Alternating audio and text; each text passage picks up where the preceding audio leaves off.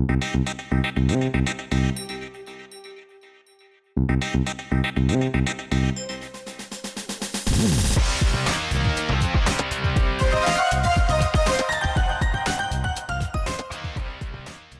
तरह से लोगों का यूनिफॉर्म, हाँ, ये भी एक है फिजिकल एविडेंस का कि अगर प्रॉपरली यूनिफॉर्म लोग हैं तो उसका एक अलग स्टेटमेंट होता है ना कि यस ये इसी टाइप का हमको सब लोग मिलेंगे, साफ़ सुथरे मिलेंगे।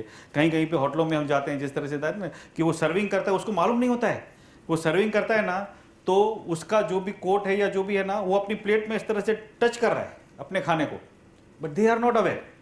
मैं किसी ने ऑब्जर्व नहीं किया होता है कि क्या हो रहा है। आप ही के आपके उसका एक तो यूनिफॉर्म गंदा है और वो कस्टमर के खाने के अंदर टच कर रहा है। ये गलत प्रोसेसेस है, राइट। ये गलत फिजिकल एविडेंस के प्रॉब्लम्स हैं कि आपने ये सब चीज़ें ध्यान नहीं रखी हैं सफाई के बारे में, या आपका जो भी एनवायरनमेंट है या यूनिफॉर्म या जो लोगों का जो हुलिया है या उनका जो कल्चर है, राइट। तो ये हमें ध्यान रखना चाहिए। हम क्या क्या गलतियां करते हैं कि जो गलतियां फिजिकल एविडेंस के लिए जो हम गलतियां करते हैं, तो उसमें जो ग्राहक की अपेक्षा होती है, जो ग्राहक की एक्सपेक्टेशन होती है, उसके अनुसार फैसिलिटी या सुविधाएं नहीं रखना, ये एक गलती होती है। टपरी पे जो चाय पीने को आएगा उसको बैठने की जगह नहीं मिलेगी, चलेगा, राइट। उडीपी में जो चाय पीने को जाएगा उसको बैठने की जगह मिलनी चाहिए। सामने वाली टेबल पे कोई और आके बैठेगा तो उसको चलेगा। ए ग्रेड रेस्टोरेंट में बैठने की जगह होनी चाहिए, अच्छा कुशन होना चाहिए, एसी चालू होना चाहिए, सामने की टेबल पे और सामने की चेयर पे कोई मेरे साथ नहीं है ऐसा आदमी बैठना नहीं चाहिए, राइट। उसका ऐसा एनवायरनमेंट होना चाहिए ना। जगह है कहाँ कहाँ पे आप जाते हो उस हिसाब से। ओके, सपोज हम गारमेंट खरीदने को जाते हैं तो एक ऐसा स्टोर है जहाँ पे सेल चल रहा है, मतलब 50 रुपये का 100 रुपये का ऐसा सब आइटम बिक रहा है। ऐसा सेल नहीं, लेकिन एकदम बल्क वाली लॉट वाली आइटम है, 50 रुपये का 100 रुपये का आइटम बिक रहा है। वहाँ पे ट्रायल रूम नहीं होगा, चलेगा, बराबर। उसको वो ऐसे ही देख लेगा मेरे को फिट होता है कि नहीं होता है, बराबर होता है, हाँ हो गया, ठीक है। उसको जरूरत नहीं है कि ट्रायल रूम करेगा। लेकिन अगर आप 1000 रुपये का शर्ट बेचते हो, उस कस्टमर को ट्रायल रूम चाहिए, राइट। सो आप क्या बेच रहे हो, किसको बेच रहे हो, इसके ऊपर बहुत निर्भर करता है कि उसको क्या सुविधा चाहिए। जो भी सुविधाएं, जो पेपर वर्क, जो साइन बोर्ड वगैरह हम लिखते हैं या रखते हैं या पेपर वर्क कराते हैं, उसको कस्टमर के एंगल से एक बार एग्जामिन करना जरूरी है कि कस्टमर की सुविधा का उसमें ध्यान रखा है या नहीं, राइट। तो ये सातों सात ये है हमारा marketing jigsaw puzzle, right. 7 piece. अभी पूरा नहीं हुआ है, रुको, अभी कहानी का ट्विस्ट बाकी है, इसके अंदर दूसरा ट्विस्ट आएगा अभी, राइट। सो 7 पीस हैं, हाँ। कौन से 7 पीस? 7 पीस जो है 7 पीस ऑफ मार्केटिंग, उसका मिक्स हमको फिट होना चाहिए, एक दूसरे के साथ अलाइन होना चाहिए, उनके बीच में तालमेल होना चाहिए। कौन से 7 piece? Product, price, place, promotion, people, process और फिजिकल एविडेंस। ये सातों के अंदर तालमेल होना चाहिए, ये जरूरी है, तो ही हमारी भेल अच्छी बनेगी। इस भेल के अंदर 7 अलग अलग टाइप की चीजें हैं, डिपेंडिंग अपॉन हमारे लिए हमारा कस्टमर कौन है, हमारी प्रोडक्ट क्या है, उसकी प्राइस क्या है। हम अलग अलग 7 पीस में से किसी किसी चीज के ऊपर वजन ज्यादा या कम दे सकते हैं, राइट। हम प्राइस के ऊपर ज्यादा जोर देंगे अगर हमारी प्रोडक्ट कुछ ऐसी है जो कंपटीटर सस्ते में बेच रहा है, तो हमारा प्राइस के ऊपर फोकस होना चाहिए।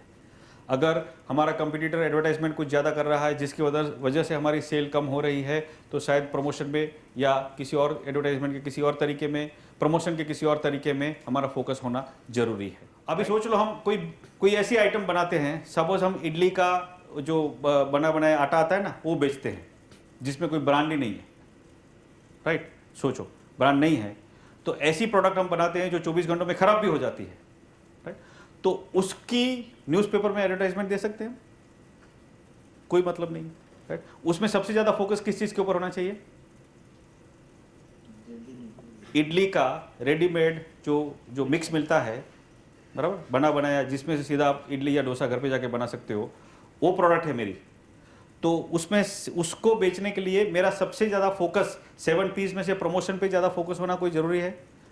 मैं फ़ोन कराऊंगा, अरे मेरे पास से इडली रवा मिलेगा आपको। प्रमोशन पे फोकस कोई ज़रूरी नहीं है।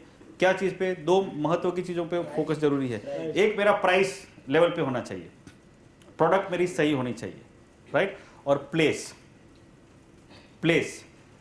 बराबर, कि जितनी हो सके उतने ऐसी जगहों पे होनी चाहिए जहां पे ये हाउसवाइफ या ये लोग जो खरीदने को आते हैं वो खरीद सके। और प्रमोशन पे खाली मुझे इतना करना है कि जिस जिस दुकान पे मैंने रखा है वो कहीं पे कम्युनिकेट करे, एक छोटी सी स्लेट पे लिख के रखेगा कि यहाँ पे इडली रवा मिलेगा, बिक्री चालू हो सकती है। उतना प्रमोशन का खाली ध्यान रखेगा ना तो भी हो सकता है, लेकिन वो पहुंचना चाहिए। अभी सोचो, अभी उसने ऐसा किया, उसने दुकानों पे मलाड के अंदर 15 दुकानों पे बेचना पहुंचाना चालू कर दिया, ठीक है, और सबसे ऑर्डर आने लगे और हाउसवाइफ को वो इडली रवा अच्छा भी लगने लगा, और उसके बेसिस पे वो हाउसवाइफ अपना आज का मेनू भी सेट करती है कि चलो आज शाम को उस दुकान में से इडली का मिक्स लेके आएंगे और इडली बना लेंगे। ऐसा उसने फिक्स किया। फिर वो खरीदने को गई स्टोर में, बोलती आज तो माल ही नहीं आया, अभी वो किधर जाएगी? हाँ, ठीक है, सोचो आप। तो ये नहीं होना चाहिए। अगर हमने मतलब किसी भी तरीके से, क्योंकि जैसे ही हमने प्रोडक्ट डाला मार्केट में, प्रमोशन किया, उसको अवेलेबल कराया, अभी कस्टमर की एक्सपेक्टेशन हो गई ना कि ये इडली मिलेगी, इधर इडली का मिक्स मिलेगा, तो फिर माल पहुंचना चाहिए उधर किसी भी हालत में, राइट। तो ये अगर फेल होता है तो वहाँ पे हमारा प्रोडक्ट फेल हुआ, राइट, हमारा प्लेस फेल हुआ उधर, कि हम पहुँचा नहीं पाए उधर, डिलीवरी नहीं कर पाए। तो ये भी गलती है। कहने का मतलब है किस चीज़ के ऊपर फोकस करोगे वो ध्यान दो, तो बहुत सारे प्रॉब्लम सॉल्व हो जाएंगे। उसी तरह से अगर हम कुछ ऐसी प्रोडक्ट बनाते हैं जिसमें ब्रांड बहुत इंपॉर्टेंट है, और उस कस्टमर को बेचते हैं कि जिसके लिए ब्रांड इंपॉर्टेंट है, तो हमको ब्रांड के पीछे ध्यान देना पड़ेगा, राइट। अगर हम 2000 का शर्ट बेचते हैं तो 2000 का शर्ट कोई अनब्रांडेड खरीदने को डरता है, उसको ब्रांड चाहिए, तो फिर उसके पीछे खर्चा थोड़ा करना पड़ेगा ना, राइट। किस तरह से खर्चा करोगे वो सोचना पड़ेगा। और अनब्रांडेड चीज़ें हैं और हम उसी हम 150 का शर्ट बेचते हैं, तो ब्रांडिंग के लिए कोई खर्चा नहीं करोगे तो चलेगा, वो तो बिकेगा अपने आप। जहाँ पे भी उसको आप रखोगे, जहाँ पे उस टाइप के कस्टमर आते हैं, वहाँ पे आप बेचना चालू करोगे तो बिक सकता है वो। ब्रांडिंग का मतलब ये नहीं होती है कि हमको एडवर्टाइजमेंट चालू कर देने का है। ब्रांडिंग के अलग अलग तरीके हैं, प्रमोशंस के जो बहुत सारे अलग अलग ऑप्शंस देखें। कभी कभी हम एडवर्टाइजमेंट कर सकते हैं, कभी पीआर कर सकते हैं, कभी स्पॉन्सरशिप, कभी एग्जीबिशन, कभी word of mouth, telemarketing, personal selling, direct marketing, अलग अलग तरीके से हम कर सकते हैं। हमारे बजट में जो सेट होगा, प्लस हमारी ब्रांड को जो अनुरूप है, हमारी ब्रांड को मैच भी तो होना चाहिए। अभी सोच लो कि मैं एक शर्ट बनाता हूं जो कि 5000 रुपये में बिकता है, हाई एंड शर्ट है, और उसकी मैं पब्लिसिटी कैसे करता हूँ मालूम है? वो जो रेल के साइड में जो आती है ना, जहाँ पे वो मच्छर मारने की दवा और वो सब का वो लिखा रहता है, वॉल पेंटिंग, मैं करता हूँ वॉल पेंटिंग। अभी वॉल पेंटिंग पे 5000 रुपये वाले शर्ट की ब्रांड देख के उस आदमी को तुरंत पता चलेगा, मतलब जब तक वो स्टोर में जाएगा नहीं तो उसको पता नहीं चलेगा कि ये जो मैंने यहाँ पे वॉल पेंटिंग भी देखी है उसकी कीमत 5000 रुपये डिसाइड की गई है, तो उसके दिमाग में यही होगा कि ये शर्ट है तो ये 200 रुपये वाला हो सकता है। समझे आप? क्यों? क्योंकि कम्युनिकेशन का माध्यम आपने क्या चुना? गलत चुना। तो ब्रांडिंग ऐसे ही नहीं हो जाएगी। मतलब ब्रांड, मतलब जैसे ही मेरा लोगो लोगों के सामने किसी भी तरीके से आना चालू हो गया, इससे ब्रांडिंग हो गया? नो। कौन लेके आया? अगर शादी हो रही है तो दूल्हा एक पर्टिकुलर मेथड से ही आना चाहिए ना। वो ट्रेन में उतर के चढ़ के नहीं आ सकता, चलना यार शादी करने का है, आज ट्रेन में बहुत भीड़ था इसलिए जरा देर लग गई। आम आदमी स्टाइल दूल्हा तो नहीं आएगा ना। कम से कम उस दिन तो दूल्हा उधार की भी लेके गाड़ी या घोड़ा करके आएगा ना। खुद के पास नहीं होगी तो भाड़े से लेगा, दोस्त से उधार लेगा, लेकिन गाड़ी में आएगा ना, राइट? नहीं, या कोई भी एक टैक्सी भाड़े करके आएगा, कुछ भी ऐसा व्हीकल में आएगा, शांति से, चल के तो नहीं आएगा। तो कहने का मतलब है कि ब्रांड भी प्रॉपर व्हीकल में आनी चाहिए अपने पास। अभी वो दूल्हा अगर चल के आया, बराबर, कि मैं पहले मलाड स्टेशन से आता हूं, फिर अंधेरी हॉल है उधर उतरता हूं, फिर चल के आता हूं, बराबर, और बारात भी इस तरह से लोकल ट्रेन में आएगी, अगर हो सकता है ऐसा, बराबर, तो कुछ फिटिंग नहीं है, राइट। यही ब्रांड का व्हीकल है। ब्रांड को सामने वाले तक पहुंचाने के लिए प्रॉपर व्हीकल चुनो। प्रमोशन में बहुत सारे ऑप्शंस हैं, हाँ? कि हम एडवर्टाइजमेंट ही करेंगे कि न्यूज़पेपर में ही डालेंगे, कि ऐसा ज़रूरी नहीं है। जो भी करो सामने वाले को फिट हो ऐसा ही करो। अभी अगर आपने नोटिस किया होगा तो बहुत सारी एयरलाइंस के अंदर हमको कुछ मैगजीन्स मिलते हैं, उसकी खुद के मैगजीन, इन फ्लाइट मैगजीन, और वो जो मैगजीन के अंदर जो प्रोडक्ट की एडवर्टाइजमेंट है ना, वो प्रोडक्ट की एडवर्टाइजमेंट आपको और किसी मैगजीन में नहीं दिखेगी, उधर ही दिखेगी। क्यों? वो उन्हीं को बेचना चाहता है, वो उन्हीं को बेचना चाहता है जो ट्रैवल करते हैं एयरलाइंस में, वरना मेरे को देना ही नहीं है, खत्म। ये एयरलाइन वाले जो इस क्लास के लोग हैं उनको ही देना है, समझे आप। सो अगर मैं फिर उनको न्यूज़पेपर के अंदर पैम्पलेट डाल के चालू करूंगा, समझा, मेरी ब्रांड, वो बोले मुझे नहीं करने का ये सब, बिकॉज मेरी ब्रांड जहां पे जाती है वो यहां पे आता है, उन्हीं लोगों को मुझे बेचना है। न्यूज़पेपर तो सब लोगों के पास जाता है, तो मुझे नहीं बेचना है उसको, राइट। तो ये बहुत इंपॉर्टेंट है कि ब्रांड का प्रमोशन करो, लेकिन उसका व्हीकल जो चुनोगे ना बहुत केयरफुली चुनना पड़ेगा, राइट। किस माध्यम से आप ब्रांड को लेके जाओगे, वरना वो दुल्हन डोली में नहीं आएगी, चल के आएगी चल के आएगी तो दुल्हन का स्टेटस कम हो जाएगा, फिर ऐसा नहीं चलेगा। उसी तरह से जहां हमारा कस्टमर आता है वहां हमारी प्रोडक्ट पहुंचनी चाहिए, अवेलेबल होनी चाहिए। एक मार्केटिंग मिक्स तैयार करना मतलब एक पेंटिंग बनाने जैसा है ना। तो हमारे पास सारे कलर तो होते हैं, 7 टाइप के कलर हैं, जैसे 7 रंग होते हैं, तो ऐसे 7 पीस हैं। 7 पीस में से हम किस पी को ज़्यादा यूज़ करेंगे, कैसा शेड देंगे, वो हमें पसंद करना पड़ेगा, राइट। और यही सबसे बड़ी पजल है, यही सबसे बड़ी पजल है कि ये 7 पी में से कौन सा रंग प्रोडक्ट प्रॉपरली ध्यान दें, किस तरह से उसको मजबूत बनाएं, प्राइस को, प्लेस को, प्रमोशन को, पीपल, प्रोसेस या तो फिजिकल एविडेंस, इसमें से किधर किधर मुझे क्या ध्यान देना पड़ेगा, किस पे ज़्यादा जोर देना पड़ेगा, कभी प्राइस को, कभी प्रमोशन को, कभी डिस्ट्रीब्यूशन को, माने प्लेस को, कभी लोग अच्छे होने चाहिए, उस पर ज़्यादा ध्यान देना पड़ेगा। ये हमारी प्रोडक्ट की जो फाइनल कस्टमर है और हमारे प्रोडक्ट की जो स्ट्रेटेजी है उसके ऊपर डिपेंड करता है। संतुलित मार्केटिंग अगर हमको करना है तो ये मिक्स प्रॉपर होना चाहिए, बस यही जिक्सॉ पजल है, इसका कोई विकल्प नहीं है।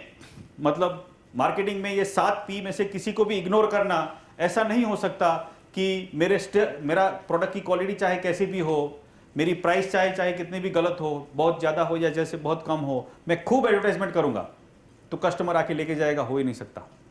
आप खाली प्रमोशन कर करके, एडवर्टाइजमेंट कर करके खराब प्रोडक्ट को गलत रेट पे नहीं बेच सकते। सब कुछ मैच होना चाहिए, मीनिंग कि एक हिस्से को छोड़ दूंगा, अगर मेरी प्रोडक्ट की क्वालिटी खराब है तो मैं किसी भी तरह से सेल डाल के उसको बेच डालूंगा, नॉट पॉसिबल, राइट। सबका बैलेंसिंग होना चाहिए। अगर मेरी प्रोडक्ट में गलती हुई है तो उसको सुधारो, प्राइसिंग में गलती है तो उसको सुधारो, राइट। हमारे स्टाफ में प्रॉब्लम है तो उधर सुधारो, डिस्ट्रीब्यूशन की गलती है तो वहाँ पे कुछ इंप्रूवमेंट करो। जहाँ जहाँ पे इंप्रूवमेंट जरूरी है वहाँ पे हमको करना पड़ेगा। एक जगह पे कमी है, डिस्ट्रीब्यूशन खराब है, तो उसको आप ढक नहीं सकते प्राइस कम करके, राइट। फिर भी नहीं मिल रहा है कस्टमर को, अगर आप बोलोगे कि चलो मेरा डिस्ट्रीब्यूशन नेटवर्क नहीं है लेकिन मैं माल सस्ता कर देता हूँ, तो बिकने लगेगा ना? नहीं बिकेगा, क्योंकि जहाँ पे पहुँच रहे हैं वहाँ पे जितने कस्टमर खरीदने वाले थे वो तो वैसे भी खरीद रहे हैं, राइट। अभी आप सस्ता करोगे तो आपका प्रॉफिट कम होने वाला है और कुछ नहीं होने वाला है, नया कस्टमर ऐड नहीं होने वाला है, क्योंकि नया कस्टमर जहाँ पे बैठा है उधर आपका माल पहुँचता नहीं है, राइट। तो ये कहने का मतलब है कि एक दूसरे के साथ जुड़ी हुई कड़ियाँ हैं, जो एक के लॉस पे दूसरा नहीं खड़ा हो सकता। दैट इज वेरी क्लियर कि एक कड़ी ढीली है तो दूसरी कड़ी को मजबूत करेंगे तो चेन मजबूत नहीं हो सकती। जो ढीली कड़ी है उसी कड़ी को स्ट्रॉन्ग करना पड़ेगा, that is the only thing. और इसको हम नज़रअंदाज नहीं कर सकते, ये मूलभूत बातें हैं मार्केटिंग की। ये 7 पी का बैलेंस करना भी बिल्कुल फंडामेंटल है, इसमें हम कॉम्प्रोमाइज़ नहीं कर सकते। तो ये मार्केटिंग मिक्स को हमेशा ध्यान में रखना, और हमारा काम ही यही है कि इस पजल को कैसे सॉल्व करें, कि मेरा मार्केटिंग जो 7 पीस का जो जिक्सॉ पजल है वो कैसे बैलेंस हो। ओके, अब ये हुआ हमारी साइड से as a seller. As a seller हम ऐसा मानते हैं कि हमारी प्रोडक्ट, हमारी प्राइस, हमारा प्रमोशन, प्लेस और पीपल, प्रोसेस और फिजिकल एविडेंस प्रॉपर होना चाहिए, ऐसा हम मानते हैं। लेकिन ये हमने माना, सामने वाले को भी तो ऐसा ही समझ में आना चाहिए ना। कस्टमर को भी तो ऐसे समझ में आना चाहिए। मैं आपको, आपने शायद एक स्टोरी सुनी होगी, एक पर्सन था, ऑफिस में काम करके घर पे आया और फिर भी उसका कुछ काम बाकी था तो वो घर पे लेके आया। तो वो काम कर रहा था अपने लैपटॉप पे, तभी उसकी एक छोटी बच्ची थी 6-7 साल की, वो उसको कंटिन्यूसली डिस्टर्ब करती थी कि पापा मुझे ये बताओ, पापा मेरे साथ खेलो, पापा, ऐसा डिस्टर्ब करती थी और उस एग्जीक्यूटिव को काम नहीं करने देती थी, डिस्टर्ब करती थी। तो इन्होंने सोचा कि चलो इसको थोड़ा बिजी कर देते हैं लड़की को। तो उन्होंने एक न्यूज़पेपर लिया, उसके अंदर एक वर्ल्ड का कुछ नक्शा था। तो लड़की कुछ 8-10 साल की थी, उसको वर्ल्ड मालूम था, वर्ल्ड का नक्शा। तो नक्शा जो था उसको 8-10 टुकड़ों में इन्होंने तोड़ दिया, हाँ, फाड़ दिया, उसको टुकड़े कर दिए। और फिर लड़की को बोला कि अभी आप ये जो दुनिया का नक्शा है वो एक जिक्सो पजल है, सोचो उसको आप जोड़ के दे दो, राइट। तो एग्जीक्यूटिव ने सोचा कि अभी इसको आधा पौना घंटा तो लगेगा, ये दुनिया सेट करने में उसको आधा घंटा तो लगेगा अभी, तो अभी आधा घंटा वो मेरे को डिस्टर्ब नहीं करेगी। लेकिन 5 मिनट के अंदर लड़की वापस आ गई। कैसे? उसने बोला पापा को कि चलो अब टिपोए के ऊपर मैंने सेट करके रखा है, हाँ? तो बोलते हैं कि वर्ल्ड किधर है? वर्ल्ड पापा नीचे से दिखेगा आपको, टिपोए के नीचे से देखो, ग्लास है, नीचे से आपको वर्ल्ड दिखेगा। कि हाँ हो गया नीचे से। कैसे हुआ? कि सर अरे पापा आपने मुझे वर्ल्ड फिट करने को बोला ना, उसके दूसरे साइड पे एक आदमी था, उसका फोटो था, मैंने आदमी को बराबर कर दिया तो पीछे वर्ल्ड बराबर हो गया। समझे? ये एक स्टोरी है, लेकिन कहने का मतलब है कि एक साइड को मैंने फिट कर दिया तो दूसरी साइड ऑटोमेटिकली फिट हो गई ना, राइट। सो ऐसा उस पजल में हो गया था, यहां पे भी ऐसा ही हो कि हम जो सोच रहे हैं कि हमारी प्रोडक्ट, हमारी प्राइस, हमारा प्लेस, प्रमोशन, पीपल, हमारी ही प्रोसेस और हमारा फिजिकल एविडेंस सब कुछ परफेक्ट है, इसका अदर साइड भी हमको सोचना पड़ेगा। हम मान रहे हैं लेकिन वो मान रहा है, वो कौन? कस्टमर मान रहा है कि नहीं। तो दूसरी साइड अभी इस पजल की जो है वो हमको देखनी पड़ेगी कि जैसे ये 7 P's हैं, उसके सामने 7 C's हैं कस्टमर के। वो 7 C's हम क्विकली देखेंगे जो कि मैच होने चाहिए कॉरस्पॉन्डिंगली, राइट। उसी से हमारी प्रोसेस पूरी संतुलित होगी। तो अभी इसी मार्केटिंग मिक्स को कस्टमर के पॉइंट ऑफ व्यू से देखते हैं, जिसको कस्टमर ओरिएंटेड मार्केटिंग मिक्स हम कहेंगे। सो उससे क्या होगा, कस्टमर को ध्यान में रखते हुए, लॉट में नहीं, मतलब सारे लोगों को एक साथ मार्केटिंग नहीं होती, लेकिन हमारा जो कस्टमर है, स्पेसिफिकली हमारी जो प्रोडक्ट खरीदता है, उसी कस्टमर के लिए हम एक मार्केटिंग मिक्स सोचते हैं, राइट। कि हमारे जो ये कस्टमर है इनको कैसे माल बेचें। तो उनको ध्यान में रखते हुए जो मार्केटिंग मिक्स बनेगा उसके 7 C's क्या है वो हमको देखना है। ये जो 7 C's हैं वो हमारे 7 P's को मैच होने चाहिए 1 to 1, राइट। हमारे 7 P's और कस्टमर के 7 C's मैच होने चाहिए। कैसे? जो हम प्रोडक्ट बनाते हैं, जो हमारा पहला P है, जो हम प्रोडक्ट बनाते हैं कस्टमर की किसी एक जरूरत को सेटिस्फाई करता होना चाहिए। वो पहला P, पहला C, फर्स्ट मैच, राइट। हमारी प्रोडक्ट और कस्टमर की जरूरत वो मैच होना चाहिए। Clear? That is first P। दूसरा कि हमारी जो प्राइस है, हमारे लिए प्राइस है, कस्टमर के लिए क्या है? वो कॉस्ट है। सो उसको वो कॉस्ट एफोर्डेबल लगनी चाहिए। अगर वो हमसे 1000 रुपए का शर्ट खरीदता है तो उसको ऐसा लगना चाहिए कि मैंने जो 1000 रुपया डाला वर्थ है, वर्थ है। अभी वो कैसे वर्थ हो सकता है? 1000 रुपया डाला, वो वर्थ कैसे हो सकता है? कि वो पहन के निकलेगा और किसी फंक्शन में जाएगा और लोग उसको पूछेंगे कि कहां से लिया ये शर्ट, बहुत अच्छा है, 1000 रुपया वसूल। फिर वो 3 साल चलेगा कि नहीं चलेगा कोई प्रॉब्लम नहीं है, 1000 रुपया वसूल हो गया। एक लेडी एक 4000 रुपये की साड़ी खरीदती है, ठीक है, बहुत चुन के पसंद करके लेके गई, राइट। और जैसे ही किसी फंक्शन में पहन के गई, पता चला कि उसकी कोई सहेली या उसकी कोई ननंद या उसकी कोई भाभी या उसकी कोई चाची की बहू वही साड़ी पहन के आई है और वो कहती है ये तो मैंने उस सेल में से लिया 2500 रुपये का। बराबर। एक तो साड़ी की यूनिकनेस खत्म, वो खत्म हो गया। दूसरा, मैंने जिस चीज के लिए 4,000 रुपया दिया है एक्चुअली 2500 में लोगों को मिल रही है, मतलब 1500 रुपये का वैल्यू मुझे कम मिला। कस्टमर को खराब लगेगा कि इस प्रोडक्ट की एक्चुअल वैल्यू 2500 रुपया थी, क्योंकि इसने ली है, राइट, खाली उस शॉप में से ली है, बाकी सेम प्रोडक्ट है, और मुझे इसका 4,000 रुपया देना पड़ा, मतलब कस्टमर को प्रॉपर वैल्यू नहीं मिला। सो हमारा प्राइस जो भी सेट हो, सामने कस्टमर को प्रॉपर वैल्यू के साथ मैच होना चाहिए। अगर नहीं होगा तो कस्टमर भाग जाएगा, उसको लगेगा कि यहाँ पे चीटिंग हो रहा है, राइट। क्योंकि हमारे लिए जो प्राइस है उसके लिए कॉस्ट है, और कॉस्ट हमेशा उसको कम लगनी चाहिए वैल्यू के सामने। 1,000 रुपये का शर्ट, उसको 1,000 रुपये से 5,000, उस आदमी ने 10 लोगों के सामने मुझे पूछा, अरे क्या अच्छा शर्ट है रे, तो 1,000 रुपये का शर्ट 10,000 रुपये का हो गया सर, उसकी कीमत 10,000 रुपये हो गई उस वक्त, हाँ, क्योंकि जो इज्जत मिली ना मेरे को, राइट।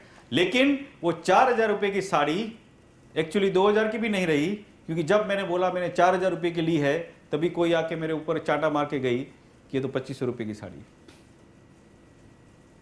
राइट। सो ये मैचिंग नहीं हुई ना मेरे 4,000 की वैल्यू। तो ये हमको ध्यान रखना चाहिए कि हमारी प्राइस गलत नहीं होनी चाहिए। तो ये दूसरा पी, जिसका प्राइस जो है हमारा वो सामने कॉस्ट का सी के साथ मैच होना चाहिए।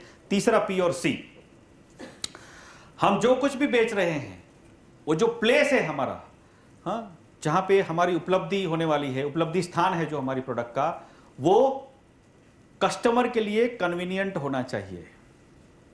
कस्टमर की कन्वीनियंस को ध्यान में, उसकी सुविधा को ध्यान में रखते हुए हमको उसका डिसीजन लेना चाहिए, राइट। सो हमारी प्लेस उसकी सुविधा, उसकी कन्वीनियंस से मैच होनी चाहिए। ये तीसरा पी, तीसरा सी, हाँ। सो हमारी जो प्लेस है वो उसकी कन्वीनियंस के साथ मैच होनी चाहिए, right. That is one thing. वहाँ पे उसको कहाँ पे प्रोडक्ट मिलेगा, कहाँ पे वो देख सकता है, राइट। और देखो आजकल के समय में आप देख रहे हो बहुत सारे ई स्टोर निकले हैं ना, ई स्टोर मतलब ई रिटेलर, जो भी वेबसाइट www.something.com, तो ये लोग बहुत सारी चीज़ें बेच रहे हैं, राइट। वो लोग, उनका एडवांटेज क्या है, बहुत सारे उसमें से स्टोर होम डिलीवरी दे रहे हैं, कैश ऑन डिलीवरी दे रहे हैं। हालांकि एक हकीकत अलग है कि मोस्ट ऑफ ये रिटेलर आज की तारीख में तो बहुत बड़ा लॉस कर रहे हैं, आने वाले समय में क्या होगा वो समय दिखाएगा, राइट। लेकिन उन्होंने क्या कर रहे हैं, वो बहुत सारी ऐसी स्टैंडर्ड प्रोडक्ट हैं जिसको लोगों को जाके टच करके चूज करने की जरूरत नहीं है, वो सीधा घर पे पहुंचा रहे हैं और सस्ते में पहुंचा रहे हैं, राइट। तो मार्जिन भी उनको कम मिल रहा है और फैसिलिटी ज़्यादा दे रहे हैं। कस्टमर के लिए बहुत कन्वीनियंट है, आज घर बैठ के हम बहुत सारी चीज़ें खरीद सकते हैं, राइट। अगर आपको मोबाइल लेना है तो आज के टीनेजर्स को आप पूछोगे, हर एक टीनेजर को ये मालूम होगा कि मोबाइल खरीदने का है तो दुकान पे वो जाएगा मॉडल देखने के लिए अलग अलग इलेक्ट्रॉनिक के बड़े बड़े स्टोर में, और फिर पहले आके किसी वेबसाइट पे चेक करेगा किधर सस्ता मिलता है, क्योंकि मोबाइल तो मोबाइल ही है, इस कंपनी का इधर से लूँगा या उधर से लूँगा सेम है। कभी कभी उसके अंदर उसको 1,000 2,000 3,000 रुपये का फ़ायदा भी होता है, राइट। ये बहुत कन्वीनियंट है। तो हमारी प्लेस उसकी कन्वीनियंस के साथ मैच होनी चाहिए, ये एक बहुत ज़रूरी है।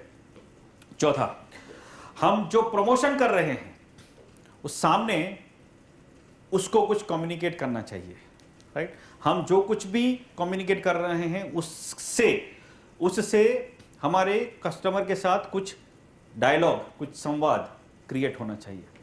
मीनिंग उसको वो कम्युनिकेशन समझ में आना चाहिए कि हाँ ये बराबर है, मतलब वो हमारी भाषा बोलना हो जाना चाहिए। हमने बोला उसको, फिर उसने अपने दिमाग में रिसीव किया, फिर उसने अगर प्रॉपरली रिसीव किया होगा, समझ में आया होगा, उसमें कुछ वैल्यू दिखी होगी, तो वो और लोगों को भी दिखाएगा, राइट, बताएगा, वो और लोगों को भी बताएगा। सो हमें इस तरह से कम्युनिकेट करना है कि हमारा कस्टमर हमारा प्रमोटर बन जाए, बराबर, कि वही कम्युनिकेट करे हमारी प्रोडक्ट के बारे में कि ये अच्छा है, राइट। सो ये चौथा पी प्रमोशन का कम्युनिकेशन के साथ मैच होना चाहिए। पांचवा, हमारे पीपल ऐसे होने चाहिए कि हमारे कस्टमर की केयर करें, उनकी देखभाल करें, उनके ऊपर ध्यान दें। तो हमारा पीपल का जो पी है वो कस्टमर की केयर के साथ मैच होना चाहिए, राइट। तो ये पांचवा पीपल का पी, सामने केयरिंग का सी, करेक्ट। छठा, हमारी प्रोसेसेस जो होती हैं अंदर काम करने की, वो प्रॉपरली कोऑर्डिनेटेड होनी चाहिए। किसके पॉइंट ऑफ व्यू से? कस्टमर के पॉइंट ऑफ व्यू से, कि कस्टमर को कैसा अनुभव होगा वो बराबर से पहले से कोऑर्डिनेटेड एफर्ट होना चाहिए। सो हमारी प्रोसेस वेल कोऑर्डिनेटेड होनी चाहिए, प्रॉपरली जिसका समन्वयित हो और एकदम एकदम सुसंचालित हो कि कस्टमर को पता चले कि ये ऐसे ही होगा। अगर मैं चौथे नंबर पे आया हूँ तो मुझे मेरा टर्न चौथे नंबर पे अटेंड होगा ही होगा, यू नो, इस तरह की प्रोसेस सेट करना, क्योंकि उसके लिए ये कोऑर्डिनेशन बहुत इंपॉर्टेंट है। वरना वो चिल्लम चिल्ली करता रहेगा, मेरा नंबर कभी आएगा, मेरा नंबर कभी आएगा, ऐसा नहीं होना चाहिए। ओके, तो ये था छठा पी, और सामने प्रोसेसेस का पी, सामने कोऑर्डिनेशन का सी, और सातवां जो है फिजिकल एविडेंस का जो हमारा पी है वो मैच होना चाहिए कस्टमर की एक्सपेक्टेशन के साथ। वो कह सकना चाहिए कि जो पैसा मुझे इन्होंने चार्ज किया है उसके सामने मुझे वैल्यू मिली है, उसके हिसाब से मुझे सर्विसेज मिली है, या जो फिजिकल एनवायरनमेंट है या जो कुछ भी चीज़ें हैं पूरा कंफर्म करता है कि जो पैसा लिया गया है एग्जैक्टली वर्थ है, वसूल है, राइट। तो ये सातवां जो पी है कि हमारा जो वास्तविक प्रमाण हम फिजिकल एविडेंस एस्टेब्लिश करना चाहते हैं, सामने उसका पुष्टि मिलनी चाहिए, स्वीकार करना चाहिए, कंफर्म करना चाहिए कि यस ये बराबर, ये करने जैसा ये था, राइट। तो ये सातवां पी था कि physical evidence is equal to confirmation, right. तो ये सातों पी जो हैं हमारे मार्केटिंग मिक्स के, वो कस्टमर के वैल्यूज मिक्स के साथ, हमारे 7P का जो मार्केटिंग मिक्स है वो कस्टमर का जो 7C का वैल्यू मिक्स है, उसका वैल्यू पॉइंट ऑफ व्यू से देख रहे हैं ना, उसको तो हमारी प्रोडक्ट में से वैल्यू चाहिए, राइट, वो मैच होना चाहिए, राइट। तो ये जो सातों सात है, प्रोडक्ट के साथ किसका मैचिंग होना चाहिए, कस्टमर का, उसकी नीड का, राइट। प्राइस के साथ कॉस्ट का, फिर प्लेस के साथ उसकी कन्वीनियंस का, प्रमोशन के साथ उसके साथ जो कम्युनिकेशन हो रहा है उसका मैचिंग होना चाहिए, उसको जो सुनना है वही हम बोल रहे हैं। फिर हमारे पीपल कैसे होने चाहिए, केयरिंग, उसको जो केयरिंग चाहिए वो मैच होना चाहिए। हमारी प्रोसेसेस जो है वो कोऑर्डिनेटेड होनी चाहिए ताकि उसको असुविधा ना हो, और हमारा जो फिजिकल एविडेंस है वो उसको जो कुछ भी लेने के लिए आया है उसकी वैल्यू का कंफर्मेशन करे, ऐसी साउंड और मजबूत होनी चाहिए, राइट। तो ये 7P और 7Cs का उसका जो कॉरस्पॉन्डिंग है उसका बात है। ग्राहक को कंटिन्यूसली उसकी, कहने का मतलब है कि हमारा 7Ps का जो जिक्सॉ पजल है उसकी दूसरी साइड ये होनी चाहिए कि जो कुछ भी हम 7P का सेटिंग कर रहे हैं, जो भी 7Ps हम डिज़ाइन करने की कोशिश कर रहे हैं, वो सामने वाले 7Cs को कॉरस्पॉन्डिंगली मैच होने चाहिए ताकि कस्टमर को 100% सेटिस्फेक्शन मिले।